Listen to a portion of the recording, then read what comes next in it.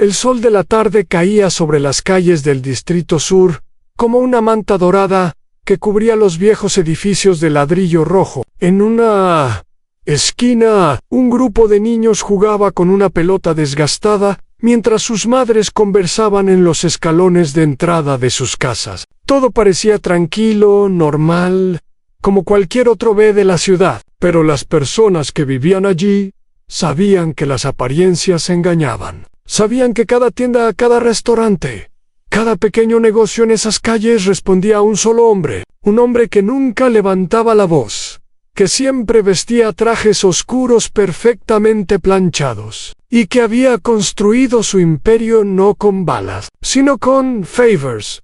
Salvatore Ferrante tenía 62 años cuando esta historia comenzó. Su cabello, que alguna vez fue negro como la noche, ahora mostraba mechones grises en las sienes. Sus ojos oscuros guardaban secretos de 4 décadas en el negocio, y las arrugas alrededor de su boca contaban historias de decisiones difíciles, tomadas en momentos imposibles. Caminaba por las calles de su territorio cada mañana, saludando a los comerciantes por su nombre, preguntando por sus familias, recordando los cumpleaños de sus hijos. La gente lo llamaba Don Salvatore, aunque él insistía en que simplemente lo llamaran Salvatore. No le gustaban los títulos pomposos. Decía que los títulos eran para hombres inseguros que necesitaban recordar constantemente a otros quiénes eran. Su oficina se encontraba en el segundo piso de una importadora de aceite de oliva llamada La Bella Sicilia. El negocio era completamente legítimo y bastante exitoso por derecho propio. Ferrante importaba productos italianos de la más alta calidad y los distribuía a restaurantes de toda la ciudad. Pero todos sabían que el verdadero negocio de Ferrante no tenía nada que ver con aceitunas o tomates enlatados. Desde esa oficina modesta, con sus paredes cubiertas de fotografías familiares y un viejo escritorio de roble que había pertenecido a su padre, Ferrante controlaba una red de operaciones que generaba millones de dólares cada año. Las apuestas ilegales eran la columna vertebral de su organización. En cada bar, en cada club, en cada esquina del Distrito Sur, había alguien que tomaba apuestas en nombre de Ferrante. Carreras de caballos, partidos de fútbol, peleas de boxeo, cualquier cosa en la que la gente quisiera apostar dinero. El sistema funcionaba como un reloj suizo. Los apostadores confiaban en la organización porque Ferrante siempre pagaba cuando ganaban, y los que perdían sabían que tenían que pagar o enfrentar las consecuencias. Pero incluso las consecuencias bajo el mando de Ferrante eran diferentes. No enviaba matones a romper piernas. Enviaba hombres educados que explicaban con calma las opciones disponibles. La mayoría de las veces, la gente encontraba la manera de pagar en el contrabando. Era otra fuente importante de ingresos. Cigarrillos, alcohol, productos de lujo, que evitaban los impuestos del gobierno. Los camiones de la Bella Sicilia cruzaban fronteras con regularidad, y no todo lo que llevaban era aceite de oliva. Ferrante tenía contactos en las aduanas, hombres que miraban hacia otro lado a cambio de sobres gruesos, entregados puntualmente cada mes. El sistema había funcionado durante años sin problemas significativos. Ferrante era meticuloso, cuidadoso, y nunca dejaba cabos sueltos. Pero lo que realmente diferenciaba a Ferrante de otros hombres en su posición era su filosofía sobre el poder. Había crecido viendo a jefes anteriores gobernar con terror. Hombres que ordenaban palizas por infracciones menores, que humillaban públicamente a quienes los desafiaban, que dejaban un rastro de sangre y dolor donde quiera que fueran. Ferrante había decidido desde joven que ese no sería su camino. Entendía que el miedo era una herramienta poderosa, pero también entendía sus limitaciones. El miedo funcionaba hasta que alguien dejaba de tener miedo. Y siempre había alguien dispuesto a dejar de tener miedo a la lealtad. En cambio, era diferente. La lealtad genuina, ganada a través de años de favores y protección, era prácticamente indestructible. Ferrante había construido su imperio sobre una base de obligaciones mutuas. Cuando el hijo de un comerciante necesitaba una operación costosa, Ferrante pagaba la cuenta del hospital. Cuando una viuda no podía pagar el alquiler, Ferrante hablaba con el dueño del edificio y el problema desaparecía. Cuando un joven del barrio mostraba talento, pero no tenía dinero para la universidad, aparecía misteriosamente una beca que cubría todos los gastos. Estas acciones no eran caridad desinteresada. Ferrante lo sabía, y las personas que recibían su ayuda también lo sabían. Pero eso no importaba. Lo que importaba era que Ferrante cumplía su parte del trato. A cambio, esperaba lealtad absoluta en la organización de Ferrante.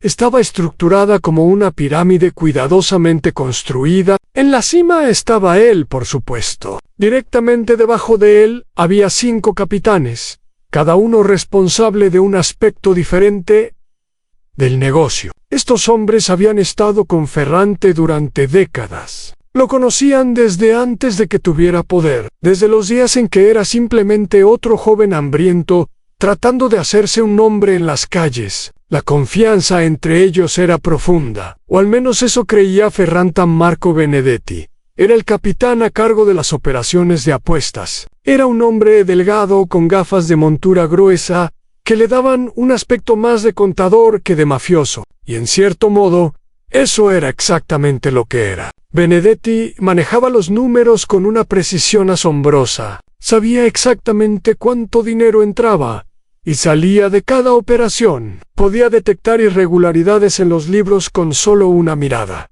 Y nunca cometía errores matemáticos. Había estado con Ferrante desde hacía 25 años, desde que era un joven recién salido de la universidad con un título en finanzas y sin perspectivas de empleo legítimo. Debido a su historial familiar anenso, Caruso manejaba el contrabando. Era un hombre grande, con manos como palas y una voz que retumbaba como truenos lejanos. A diferencia de Benedetti, Caruso parecía exactamente lo que era, un hombre peligroso que había pasado su juventud peleando en las calles. Pero debajo de esa apariencia intimidante, había una mente aguda para la logística. Caruso podía organizar rutas de contrabando a través de media docena de países, coordinando horarios y sobornos con una eficiencia que habría impresionado a cualquier gerente de cadena de suministro. Su lealtad a Ferrante venía de un lugar oscuro años atrás, cuando Caruso era apenas un adolescente. Ferrante había salvado a su hermana menor de un destino terrible a manos de hombres crueles. Caruso nunca olvidó esa deuda. Luego estaba Vittorio Salinas, el sobrino de Ferrante y jefe de seguridad de la organización. Salinas era el más joven de los capitanes, apenas 40 años. Era el hijo de la hermana menor de Ferrante, una mujer que había muerto de cáncer cuando Vittorio tenía solo 12 años. Ferrante había criado al muchacho como si fuera su propio hijo. Le había enseñado el negocio desde cero. Lo había protegido de las partes más oscuras de la vida criminal, hasta que fue lo suficientemente mayor para entenderlas. Salinas era alto y atlético, con el cabello oscuro peinado hacia atrás, y una sonrisa que podía encender una habitación o helar la sangre, dependiendo de la circunstancia. Era responsable de la seguridad de Ferrante, y de asegurar que nadie dentro o fuera de la organización representara una amenaza a nos. Otros 2 capitanes eran Lorenzo Mancini, quien manejaba las relaciones con políticos y funcionarios corruptos, y Paolo Ricci, quien supervisaba los negocios legítimos que servían como fachada para las operaciones ilegales. Ambos eran hombres competentes y leales, aunque ninguno tenía la ambición o el carisma de los 3 primeros durante más de una década. Este sistema había funcionado a la perfección. Ferrante presidía reuniones semanales con sus capitanes en una sala privada detrás de su oficina. Discutían problemas, planificaban expansiones resolvían disputa. Las decisiones importantes siempre pasaban por Ferrante, pero él escuchaba las opiniones de sus hombres con atención genuina. No era un dictador, les decía. Era el líder de una familia, y las familias funcionaban mejor cuando todos tenían voz, pero las cosas habían comenzado a cambiar en los últimos años. El mundo exterior estaba transformándose de maneras que Ferrante encontraba difíciles de ignorar. Las nuevas drogas sintéticas se habían convertido en un negocio enormemente lucrativo. Laboratorios clandestinos producían pastillas y polvos que generaban ganancias astronómicas con costos de producción mínimos. Otras organizaciones criminales en la ciudad se habían lanzado a este nuevo mercado con entusiasmo y estaban acumulando riquezas a un ritmo que hacía que las operaciones tradicionales de Ferrante parecieran anticuadas. Ferrante había tomado una decisión firme sobre este tema años atrás. Su organización no participaría en el tráfico de drogas. Era una línea que no estaba dispuesto a cruzar. Había visto lo que las drogas hacían a las comunidades, cómo destruían familias, cómo convertían barrios vibrantes en zonas de guerra. El Distrito Sur era su territorio,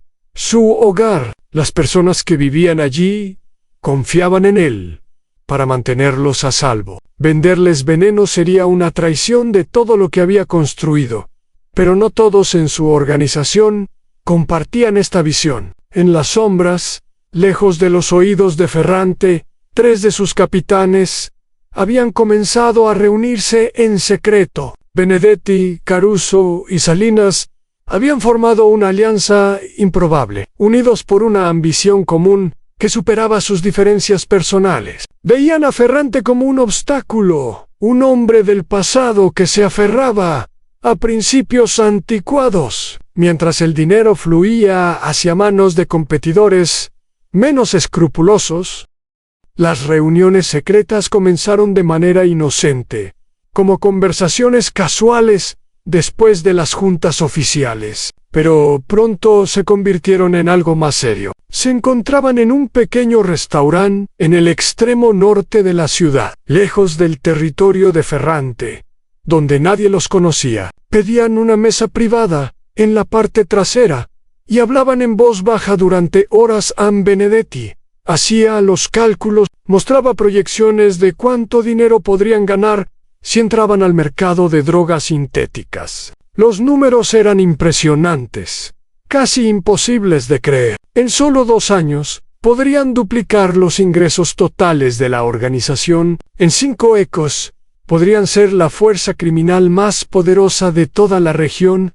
Caruso aportaba los contactos. Conocía proveedores en Europa del Este que podían suministrar materias primas a precios competitivos. Tenía rutas de contrabando ya establecidas, que podrían adaptarse fácilmente para transportar drogas en lugar de cigarrillos. Todo estaba listo, decía. Solo necesitaban deshacerse del viejo Salinas. Era el más peligroso de los 3, porque era el más cercano a Ferrante. Como jefe de seguridad, conocía todos los movimientos de su tío, sabía dónde estaba en cada momento del día, quién lo protegía, cuáles eran sus vulnerabilidades, y tenía acceso a información que los otros 2 necesitaban para planificar cualquier movimiento contra él. La traición de Salinas era la más profunda, porque venía de la familia. Ferrante lo había criado, lo había amado como un hijo, le había dado todo. Pero Salinas guardaba resentimientos que habían crecido durante años, como maleza venenosa. Sentía que Ferrante lo trataba como un niño, que nunca le daba suficiente responsabilidad, que siempre lo estaba vigilando como si no confiara en él. Y quizás, lo más doloroso de todo, sentía que Ferrante nunca lo había visto como su igual, sino siempre como el huérfano que había recogido por obligación familiar. Estos resentimientos se mezclaban con la ambición para crear una combinación peligrosa. Salinas quería demostrar que era más que el sobrino de don Salvatore. Quería ser el jefe, el líder, el hombre que todos respetaban y temían. Y la única manera de lograr eso era eliminar a su tío del camino. Las conversaciones en el restaurante. Se volvieron más concretas con el paso de las semanas, hablaban de métodos de oportunidades, de cómo manejarían a los otros capitanes después del golpe. Mancini y Ricci probablemente caerían en línea una vez que vieran que el nuevo liderazgo era inevitable. Y si no lo hacían, bueno, siempre había maneras de lidiar con la oposición en la fecha que eligieron para actuar. Era significativa el cumpleaños de Ferrante. Cada año organizaba una gran fiesta en un salón elegante del centro de la ciudad. Invitaba a todos sus capitanes,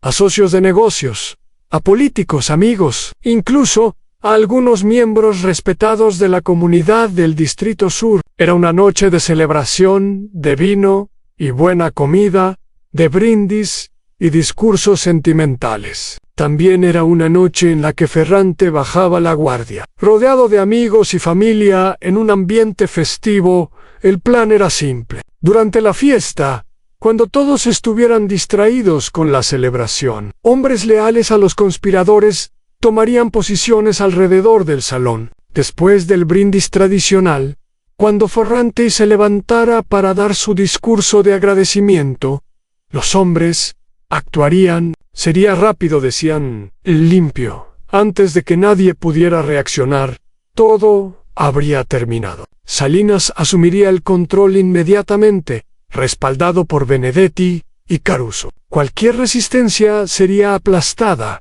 esa misma noche. Lo que los conspiradores no sabían, lo que no podían saber, era que Ferrante había sobrevivido 4 décadas en el negocio más peligroso del mundo, por una razón simple: nunca confiaba completamente en nadie, ni siquiera en su propia familia. Desde sus primeros días como jefe, Ferrante había mantenido una red secreta de informantes dentro de su propia organización. Personas en posiciones humildes que nadie notaba: meseros, choferes, secretarias, personal de limpieza. Personas que debían sus vidas, o las vidas de sus seres queridos, a favores que Ferrante les había hecho años atrás. Estas personas le reportaban directamente, sin pasar por ninguno de sus capitanes. Le contaban sobre conversaciones que escuchaban, sobre movimientos sospechosos, sobre cualquier cosa que pareciera fuera de lugar. Una de estas informantes era una mujer llamada Rosa, que trabajaba como mesera en varios restaurantes del norte de la ciudad. Su hijo había nacido con una enfermedad cardíaca que requería tratamiento constante.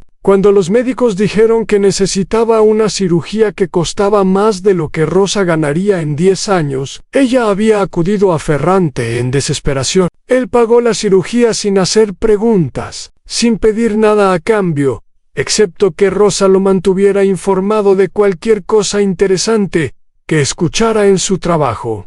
Había estado sirviendo mesas en el restaurante donde los conspiradores se reunían. Al principio no prestó atención a los 3 hombres en la mesa del fondo, pero cuando reconoció a Salinas, el sobrino del hombre que había salvado a su hijo, sus oídos se agudizaron, y lo que escuchó la horrorizó. A una semana antes de la fiesta de cumpleaños, Rosa entregó a Ferrante una grabación que había hecho discretamente con su teléfono. La calidad no era perfecta, pero las voces eran claras. Ferrante escuchó a su sobrino planear su asesinato con la misma frialdad con la que podría planear una reunión de negocios. Escuchó a hombres que había tratado como hermanos discutir cómo dividirían su imperio. Una vez que él estuviera muerto, a la traición dolía más de lo que esperaba. Ferrante había vivido toda su vida entre mentiras y engaños, pero siempre había creído que su círculo íntimo era diferente. Siempre había creído que los lazos que había construido con sus capitanes eran genuinos. Y ahora descubría que 3 de los 5 hombres en quienes más confiaba lo querían muerto en esa noche, solo en su oficina, después de que todos se hubieran ido. Ferrante se sirvió un vaso de whisky y se sentó en el viejo sillón de cuero que había pertenecido a su padre. Pensó en todas las opciones disponibles. La respuesta obvia era actuar primero, eliminar a los conspiradores antes de que pudieran actuar. Tenía los recursos para hacerlo. Una llamada telefónica y los 3 estarían muertos antes del amanecer. Pero Ferrante no quería sangre. Había pasado toda su carrera evitando la violencia cuando era posible. Además, matar a 3 de sus capitanes crearía un vacío de poder que otros tratarían de llenar. Habría luchas internas, caos, exactamente el tipo de inestabilidad que siempre había trabajado para evitar. No. Decidió mientras el whisky le calentaba la garganta. Había una manera mejor de manejar esto, una manera que enviaría un mensaje más poderoso que cualquier ejecución, una manera que demostraría a todos, dentro y fuera de su organización, por qué Salvatore Ferrante había sobrevivido tanto tiempo. En un mundo donde la esperanza de vida era notoriamente corta, la fiesta de cumpleaños continuaría según lo planeado. Pero el final sería muy diferente de lo que los conspiradores esperaban. A los días que siguieron al descubrimiento de la conspiración fueron los más difíciles de la vida de Ferrante. Cada mañana se despertaba con el peso de la traición aplastándole el pecho. Cada vez que veía a Salinas, tenía que fingir que todo estaba normal, que no sabía nada, que seguía confiando en el joven que había criado como a un hijo. Era un ejercicio agotador de autocontrol, pero Ferrante era un maestro en el arte de ocultar sus verdaderos sentimientos. Mientras tanto, comenzó a preparar su respuesta. La clave estaba en la información. Ferrante sabía que la información era más poderosa que cualquier arma, y decidió usarla de manera devastadora. Contrató discretamente a un pequeño equipo de investigadores privados, hombres que trabajaban fuera de su organización y que no tenían conexión con ninguno de sus capitanes. Les dio instrucciones específicas a documentar cada movimiento de los conspiradores, fotografiar cada reunión secreta, recopilar cada fragmento de evidencia de su traición a los investigadores. Trabajaron durante las semanas previas a la fiesta con una eficiencia impresionante. Instalaron cámaras ocultas en lugares estratégicos, intervinieron teléfonos, sobornaron a empleados de hoteles y restaurantes para obtener información. Pronto Ferrante tenía un archivo completo de la conspiración en fotografías de los 3 capitanes, reuniéndose en secreto, grabaciones de sus conversaciones telefónicas, copias de mensajes de texto donde discutían los detalles del plan, pero Ferrante quería más. Quería entender no solo qué estaban planeando, sino por qué. Pasó largas horas analizando la información, tratando de ver la situación desde la perspectiva de los conspiradores. Benedetti era fácil de entender. Era un hombre de números, y los números del tráfico de drogas eran simplemente demasiado atractivos para resistir. Caruso era similar, motivado principalmente por la codicia y la ambición de expandir su poder. Pero Salinas era diferente. Salinas era familia en una noche. Ferrante sacó un viejo álbum de fotos del cajón inferior de su escritorio. Pasó las páginas lentamente, mirando imágenes de Salinas a lo largo de los años. El niño flacucho de 12 años en el funeral de su madre, con los ojos rojos de llorar, pero tratando de parecer fuerte. El adolescente torpe en su primera comunión, con un traje que le quedaba demasiado grande. El joven orgulloso, el día de su graduación de secundaria, sonriendo junto a su tío que lo había criado. Ferrante recordaba cada uno de esos momentos. Recordaba las noches que había pasado despierto cuando Salinas estaba enfermo de niño, las conversaciones difíciles sobre drogas y alcohol cuando era adolescente, los consejos sobre mujeres y negocios cuando se convirtió en hombre. El dolor era profundo, pero Ferrante no permitió que lo paralizara. En cambio, lo canalizó hacia la planificación. Decidió que su respuesta tendría que ser perfecta. Una obra maestra de manipulación que dejaría a los conspiradores completamente destruidos sin derramar una sola gota de sangre. Sería su legado. La demostración final de que había sido el más inteligente de todos. A la fiesta de cumpleaños se acercaba rápidamente. Los preparativos seguían su curso normal, supervisados, irónicamente, por Salinaus, quien no tenía idea de que cada uno de sus movimientos estaba siendo observado. El salón reservado era uno de los más elegantes de la ciudad, con candelabros de cristal, paredes cubiertas de terciopelo rojo y una capacidad para 300 invitados. Las invitaciones habían sido enviadas semanas atrás y las confirmaciones llegaban diariamente, forante Ocadio. Algunos elementos especiales a los preparativos sin que nadie lo supiera. Ordenó la instalación de un sistema de proyección de última generación, alegando que quería mostrar un video de recuerdos durante la fiesta. También arregló para que las cámaras de seguridad del salón fueran controladas por hombres de su absoluta confianza. Personas que no respondían a Salinas. Mientras tanto,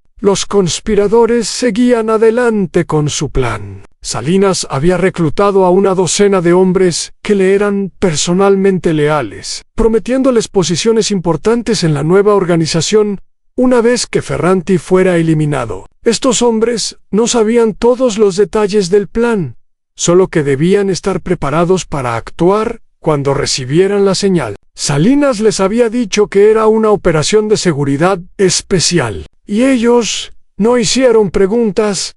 A la víspera de la fiesta, Ferrante convocó una reunión con sus 5 capitanes en la sala trasera de la Bella Sicilia. Era una reunión de rutina, ostensiblemente para discutir los últimos detalles de la celebración. Los 5 hombres se sentaron alrededor de la mesa de madera pulida, bebiendo café y hablando de asuntos triviales. Ferrante los observaba con una mezcla de tristeza y determinación fría. 3 de estos hombres lo habían traicionado. Los otros, 2 Mancini, Guy Ritchie, parecían genuinamente ignorantes de la conspiración.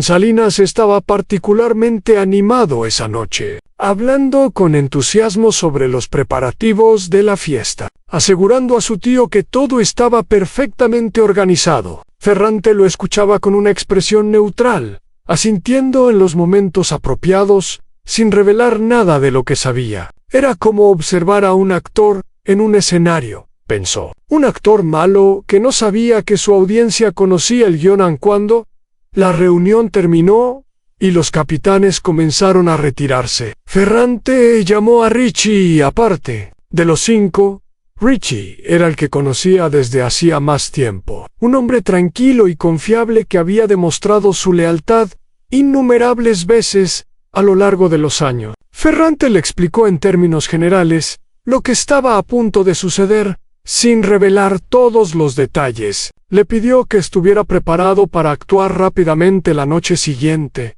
y que confiara en él sin hacer preguntas. Ritchie, confundido pero leal, asintió solemnemente. La noche de la fiesta llegó con un cielo despejado y una luna llena que brillaba sobre la ciudad como un ojo plateado. Los invitados comenzaron a llegar al salón a las 8 de la noche, vestidos con sus mejores galas. Hombres en smokines oscuros acompañaban a mujeres en vestidos elegantes. Políticos locales se mezclaban con empresarios. Y en las esquinas de la sala, hombres con rostros duros vigilaban discretamente. Algunos leales a Ferrante, otros a los conspiradores. Ferrante llegó exactamente a las 8:30, acompañado por 2 guardaespaldas de confianza. Vestía un traje negro impecable con una corbata de seda gris, y llevaba un pequeño clavel rojo en la solapa, un detalle que había usado en cada una de sus fiestas de cumpleaños desde hacía décadas. Sonrió ampliamente mientras entraba, saludando a los invitados con calidez genuina, abrazando a viejos amigos, besando mejillas de mujeres que conocía desde hacía años. Salinas lo recibió en la entrada con un abrazo que duró un segundo más de lo necesario. Ferrante notó la tensión en los hombros de su sobrino, la ligera humedad en su palma cuando le estrechó la mano. El joven estaba nervioso, como era de espera. Esta noche, si todo salía según su plan, mataría al hombre que lo había criado. Incluso para alguien tan ambicioso como Salinas, eso tenía que pesar en la conciencia.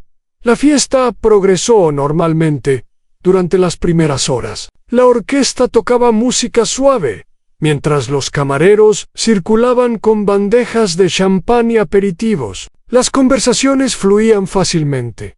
Risas resonaban por el salón, y el ambiente era de celebración genuina. Ferrante se movía entre los grupos de invitados, dedicando tiempo a cada uno, recordando nombres y detalles personales, con una memoria que impresionaba a todos. Benedetti y Caruso mantenían sus posiciones en diferentes partes del salón, aparentemente disfrutando de la fiesta, pero en realidad vigilando, esperando. Los hombres que Salinas había reclutado estaban distribuidos estratégicamente, mezclándose con los otros invitados, pero listos para actuar cuando recibieran la señal. Todo parecía perfecto desde la perspectiva de los conspiradores. No tenían idea de que estaban caminando hacia una trampa. A las 10 de la noche, llegó el momento del brindis tradicional. Un maestro de ceremonias subió al pequeño escenario en un extremo del salón y pidió silencio. La orquesta dejó de tocar, las conversaciones se apagaron,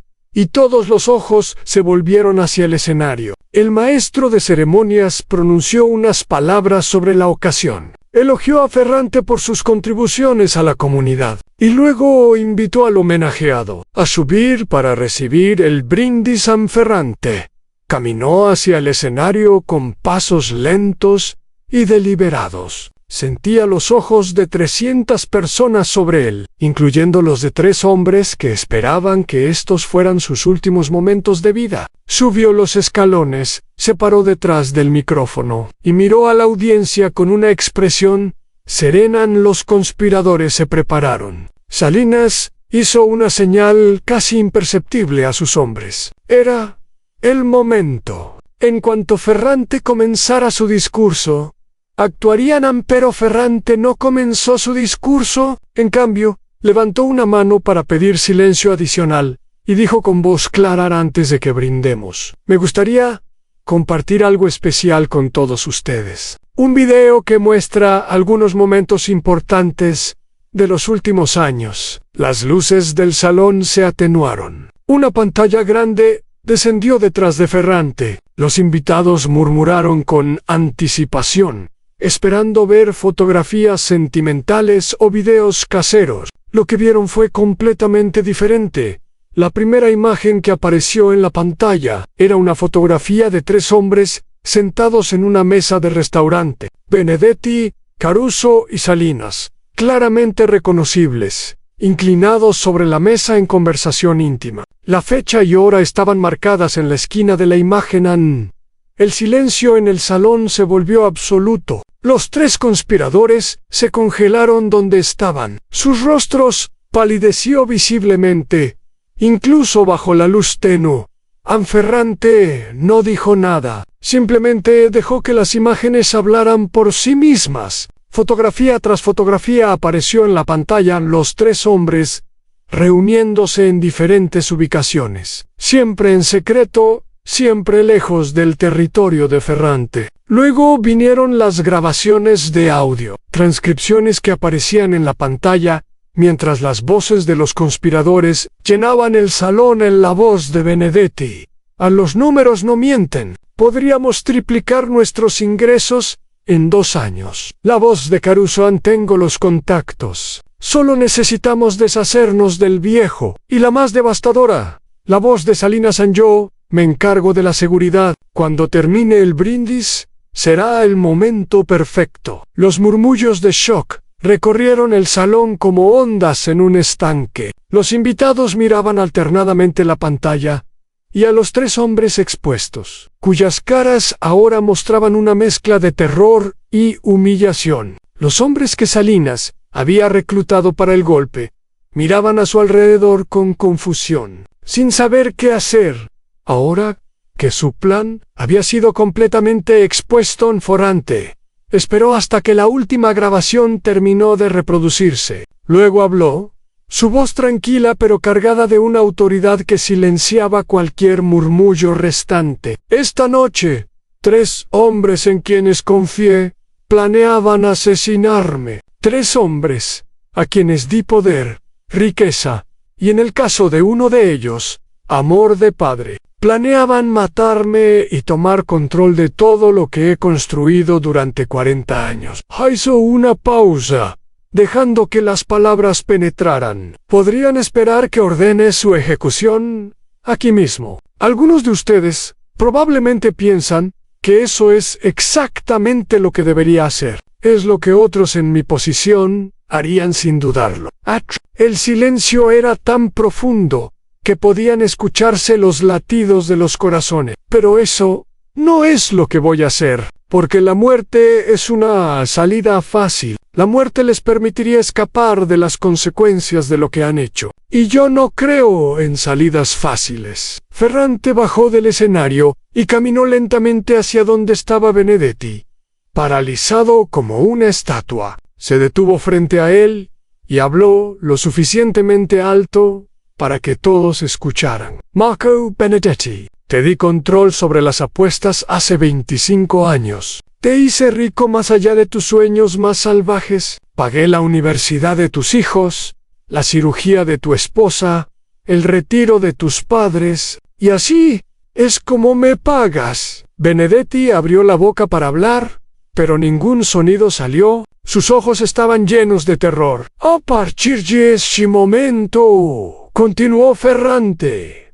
ya no tienes territorio, ya no tienes poder, ya no tienes posición en esta organización. Se movió hacia Caruso, quien parecía a punto de desmayarse. Enzo Caruso, salvé a tu hermana cuando nadie más la habría ayudado. Te di una vida cuando no tenías nada. Y planeabas traicionarme por dinero. La misma sentencia fue pronunciada. Territorio, poder, posición, todo eliminado. Reducido de capitán a nadie.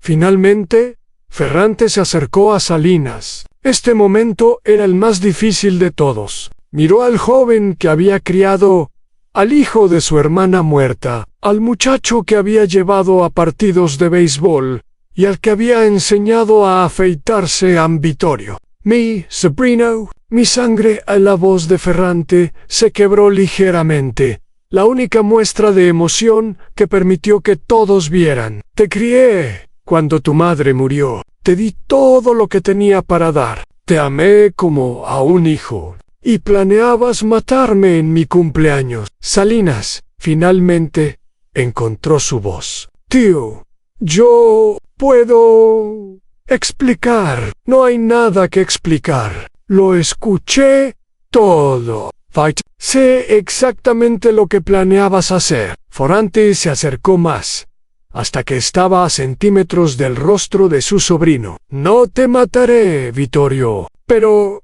desearás que lo hubiera hecho. A partir de hoy, ya no eres mi sobrino. Ya no eres miembro de esta familia. Ya no tienes nombre, territorio, dinero o poder. Es nadie. Y cada día por el resto de tu vida, te despertarás sabiendo que lo tenías todo y lo perdiste por tu propia estupidez y traición. Se dio la vuelta y caminó de regreso al escenario. Los hombres que Salinas había reclutado para el golpe fueron rodeados rápidamente por guardias leales a Ferrante. No hubo resistencia. El plan había fracasado tan completamente que no tenía sentido.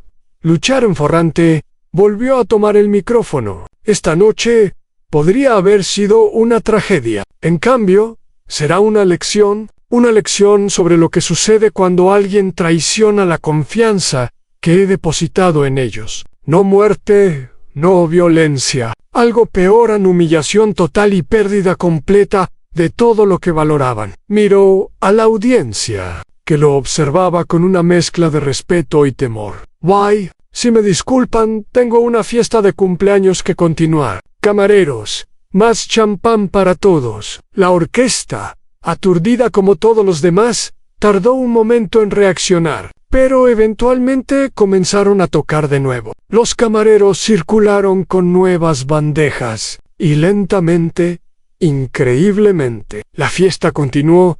A los 3 conspiradores fueron escoltados fuera del salón por guardias silenciosos. Nadie los miró mientras salían. Era como si ya hubieran dejado de existir en Ferrante.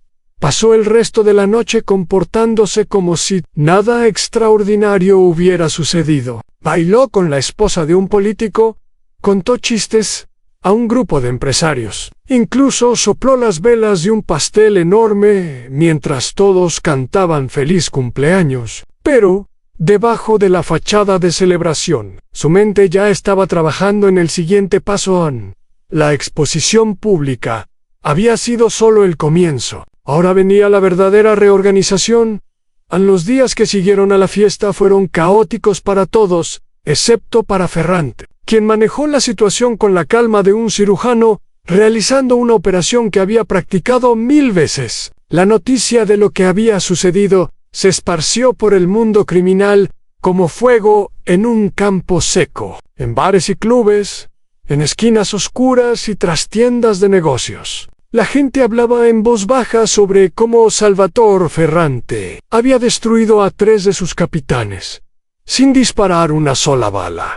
La historia creció con cada repetición. Algunos decían que Ferrante había tenido espías en cada esquina de la ciudad durante años. Otros afirmaban que poseía poderes casi sobrenaturales para descubrir traiciones. Las versiones más exageradas lo pintaban como un hombre omnisciente que podía leer los pensamientos de quienes lo rodeaban. Ferrante no hizo nada para desmentir estos rumores. De hecho, los encontraba útiles. El miedo basado en la percepción de poder ilimitado era tan efectivo como el poder real. La reorganización de su organización comenzó inmediatamente. Los territorios que habían pertenecido a Benedetti, Caruso y Salinas fueron redistribuidos entre los capitanes leales y algunos lugartenientes que habían demostrado su valía. Ricci, el capitán que había permanecido ignorante de la conspiración, fue recompensado con responsabilidades adicionales. Mancini mantuvo su posición, aunque Ferrante lo vigilaría más de cerca en el futuro.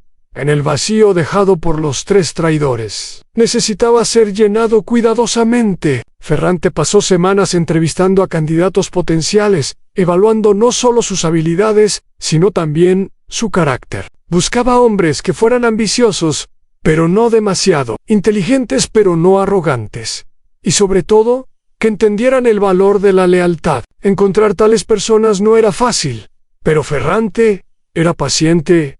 Mientras tanto, los 3 conspiradores enfrentaban las consecuencias de su fracaso. Benedetti, despojado de todo su poder y riqueza, intentó refugiarse con su familia en los suburbios. Pero su esposa, humillada por la exposición pública, lo abandonó llevándose a los hijos. Benedetti terminó viviendo en un pequeño apartamento en el otro extremo de la ciudad, trabajando como contador para una pequeña empresa que no tenía idea de su pasado. Cada día, caminaba por calles donde nadie lo conocía. Un hombre invisible que había sido alguien importante en Caruso lo pasó aún peor. Sin el respaldo de la organización de Ferrante, sus antiguos enemigos comenzaron a acosarlo. Había hecho muchos enemigos a lo largo de los años. Personas que no habían actuado contra él solo porque temían la respuesta de Ferrante. Ahora que esa protección había desaparecido, Caruso vivía en constante temor. Se mudó 3 veces en 2 meses, siempre mirando sobre su hombro, siempre esperando que alguien viniera a cobrar viejas deudas. Eventualmente, huyó de la ciudad completamente, desapareciendo hacia algún lugar del sur, donde esperaba que nadie lo encontrara. Pero fue Salinas quien sufrió la caída más dramática. Como sobrino de Ferrante, había disfrutado de un estatus especial dentro de la organización. Todos lo trataban con deferencia, no solo por su posición, sino por su conexión de sangre con el jefe. Perder eso fue devastador. De la noche a la mañana, pasó de ser el presunto heredero del imperio a ser un paria que nadie quería conocer a los primeros días después de la fiesta. Salinas intentó mantener alguna apariencia de dignidad. Se mudó del lujoso apartamento que su tío le había proporcionado a un lugar más modesto. Vendió su auto caro y compró uno usado. Trató de encontrar trabajo, pero nadie en el mundo de los negocios legítimos quería contratar a un hombre cuya traición había sido tan públicamente expuesta, y en el mundo criminal, bueno, nadie confiaba en un traidor conocido aún. Las semanas se convirtieron en meses. Salinas gastó sus ahorros tratando de mantener un estilo de vida que ya no podía permitirse. Cuando el dinero se acabó, comenzó a vender sus posesiones. Primero fueron los relojes caros y los trajes de diseñador. Luego, los muebles. Finalmente, todo lo que le quedaba de su vida anterior en el punto más bajo llegó 6 meses después de la fiesta. Salinas, desesperado por dinero, aceptó un trabajo como guardia de seguridad en un centro comercial en las afueras de la ciudad. Era un trabajo que pagaba poco más del salario mínimo, con turnos largos y ningún respeto. Cada día, caminaba por los pasillos del centro comercial con su uniforme barato, observando a adolescentes y amas de casa, muy lejos del poder que alguna vez había tenido. Un día, mientras hacía su ronda, vio a un grupo de hombres que reconoció. Eran miembros de bajo rango de la ONG, de la organización de Ferrante, probablemente en el centro comercial por asuntos personales. Lo vieron también, y sus caras mostraron una mezcla de sorpresa y desprecio. Uno de ellos murmuró algo a los otros, y todos rieron. Salinas fingió no haberlos visto, y continuó su ronda, pero por dentro, algo se rompió un poco más. Ferrante sabía todo esto, por supuesto. Sus informantes le mantenían actualizado sobre las vidas de los 3 traidores. Algunos de sus consejeros sugirieron que debería ordenar sus muertes ahora, acabar con ellos mientras estaban débiles. Pero Ferrante se negó. La muerte era demasiado misericordiosa. Prefería que vivieran, que cada día se despertaran, recordando lo que habían tenido y lo que habían perdido, mientras los traidores caían. Ferrante comenzó a pensar en el futuro de una manera que nunca había hecho antes. La conspiración lo había forzado a confrontar su propia mortalidad. Tenía 62 años, una edad avanzada para un hombre en su línea de trabajo. Había visto a muchos colegas morir mucho más jóvenes, víctimas de la violencia, las enfermedades o simplemente el estrés constante de vivir en la sombra sanforante. Había asumido siempre que Salinas sería su sucesor. Había invertido años preparándolo para ese rol, enseñándole los secretos del negocio, presentándolo a contactos importantes, gradualmente dándole más responsabilidades. Ahora, ese plan estaba en ruinas.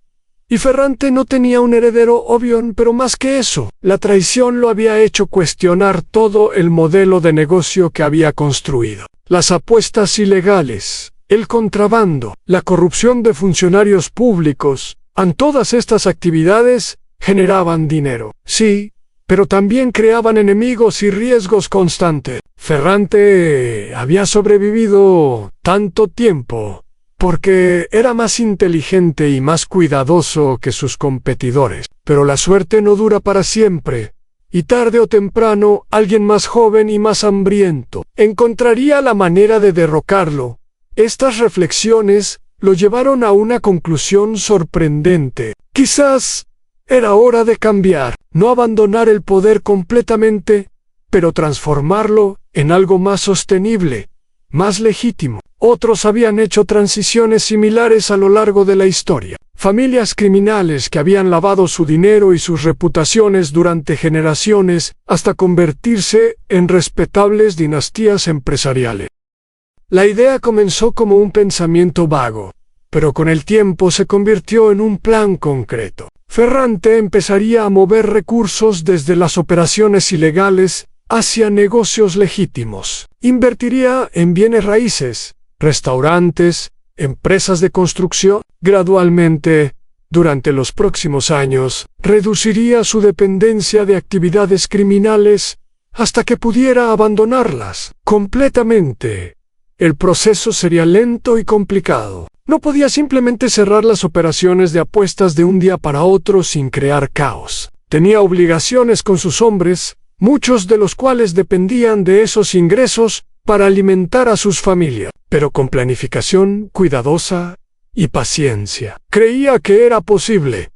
Compartió estos pensamientos con Richie durante una cena privada. El viejo capitán escuchó en silencio, su rostro impasible, mientras Ferrante explicaba su visión de un futuro diferente. Cuando terminó, Richie permaneció callado por un largo momento.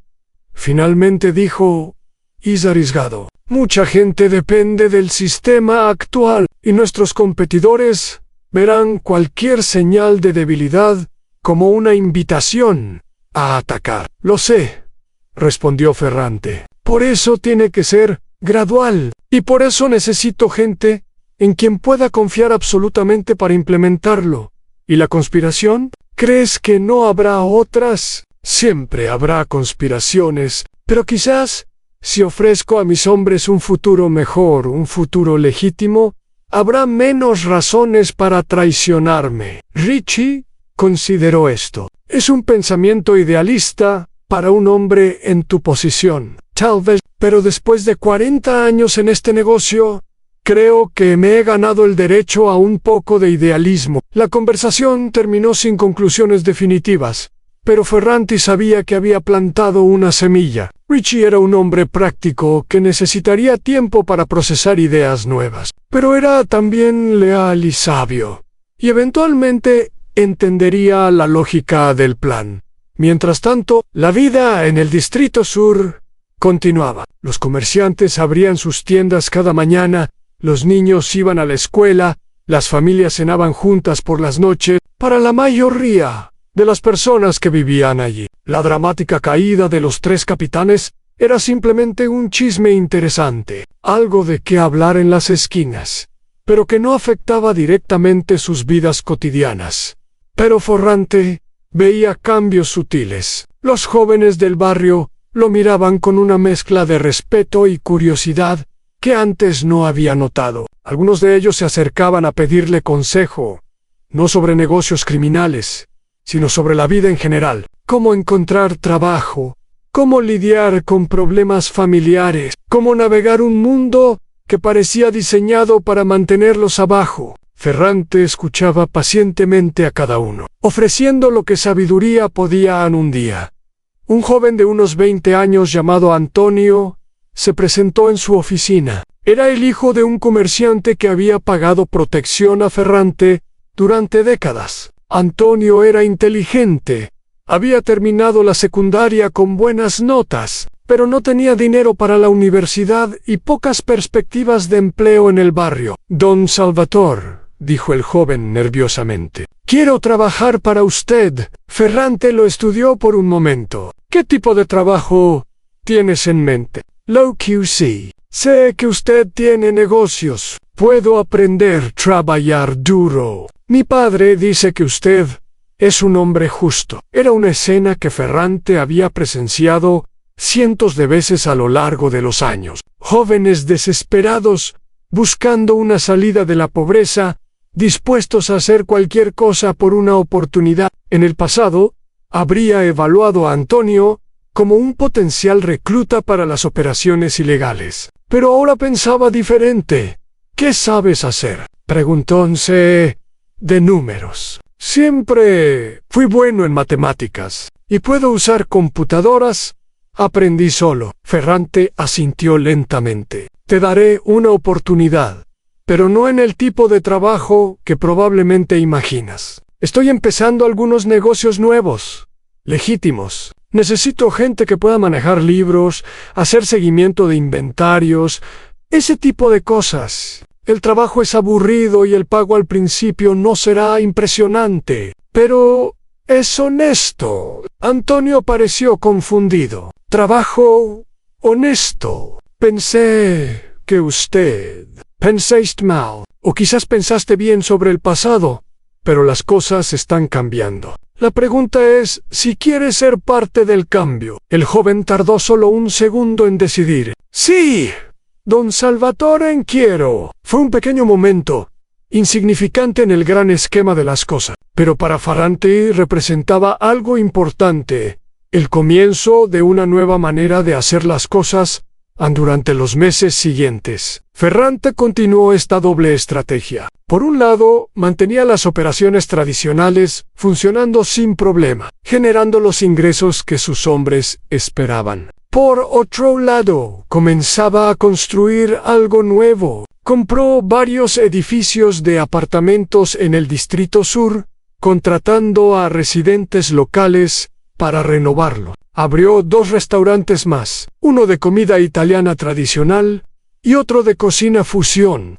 que atrajo a una clientela más joven y adinerada. Invirtió en una pequeña empresa de construcción que pronto comenzó a ganar contratos gubernamentales gracias a sus conexiones políticas. Cada nuevo negocio legítimo era una pieza en un rompecabezas más grande. Ferrante los usaba para emplear a personas que de otra manera habrían terminado en las operaciones ilegales. Les pagaba bien, les ofrecía beneficios, los trataba con respeto, y gradualmente, sin que nadie lo notara, excepto los más cercanos a él, comenzaba a reducir su dependencia de las actividades criminales. No todos estaban contentos con estos cambios. Algunos de sus hombres más veteranos murmuraban que Ferrante se estaba volviendo blando en su vejez. Extrañaban los días de acción, de riesgo, de sentirse parte de algo peligroso y emocionante. Para ellos, trabajar en un restaurante o una empresa de construcción era demasiado ordinario, demasiado aburrido. Ferrante entendía estas preocupaciones, pero no las compartía. Había visto demasiada muerte, demasiado sufrimiento, demasiadas familias destruidas por la violencia y la adicción que el crimen organizado dejaba a su paso. Si podía encontrar una manera de mantener su poder e influencia sin causar ese tipo de daño, valía la pena intentarlo. Un año después de la fiesta de cumpleaños, Ferrante organizó otra celebración, esta vez más pequeña y privada. Reunió a sus capitanes leales y a algunos de los empleados más prometedores de sus nuevos negocios en el patio trasero de su casa, una propiedad modesta en comparación con las mansiones que otros hombres en su posición preferían.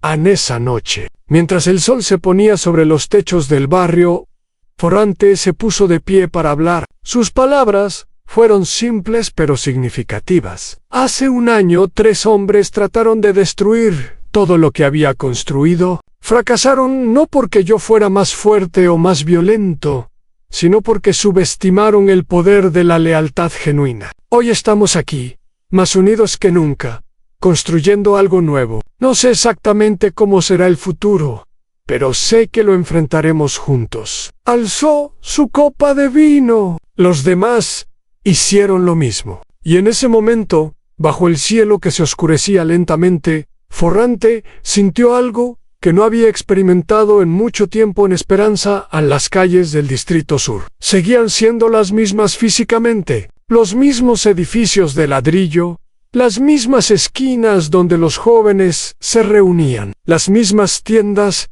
que habían estado allí por generaciones, pero algo había cambiado en el aire, algo intangible, pero real. Las personas caminaban con un poco más de confianza, los niños jugaban con un poco más de libertad, y en las conversaciones de las esquinas, la gente comenzaba a hablar no solo de supervivir, sino de prosperar. El cambio era lento, casi imperceptible día a día, pero estaba sucediendo. Y Salvatore Ferrante, el hombre que había construido un imperio en las sombras, estaba determinado a ver ese cambio hasta el final, costara lo que costara. 3 años pasaron desde la noche de la fiesta de cumpleaños, y el Distrito Sur se había transformado de maneras que nadie habría predicho. Los edificios que antes mostraban fachadas descuidadas ahora lucían pintura fresca y ventanas nuevas. Las calles, que solían estar llenas de basura y grafitis, ahora estaban limpias y bien iluminadas. Nuevos negocios habían abierto en espacios que antes estaban vacíos, trayendo empleo y vida a esquinas que habían sido abandonadas durante años. Ferrante caminaba por estas calles cada mañana, como siempre lo había hecho, pero ahora sus caminatas tenían un sabor diferente. Los saludos que recibía de los comerciantes y residentes ya no estaban teñidos de miedo. Eran genuinos, afectuosos incluso. Las personas lo veían no solo como el hombre poderoso que controlaba el barrio, sino como alguien que estaba activamente trabajando para mejorarlo. El imperio de Ferrante había cambiado dramáticamente. Las operaciones de apuestas ilegales continuaban, pero a una escala mucho menor que antes. Ferrante había vendido la mayoría de sus intereses en el contrabando a organizaciones en otras ciudades, obteniendo una ganancia considerable mientras se retiraba de ese negocio particular. En su lugar, ahora poseía una red de empresas legítimas que generaban ingresos estables y respetables, a la joya de su nuevo imperio. Era un complejo de apartamentos de lujo que había construido en el borde del Distrito Sur. El proyecto había tomado 2 años y había empleado a cientos de trabajadores locales durante su construcción. Ahora albergaba a familias jóvenes y profesionales que querían vivir en un barrio con carácter pero con las comodidades modernas. Los alquileres eran altos, pero Ferrante había reservado un porcentaje de las unidades para residentes de bajos ingresos, una decisión que sus contadores habían cuestionado, pero que él consideraba esencial.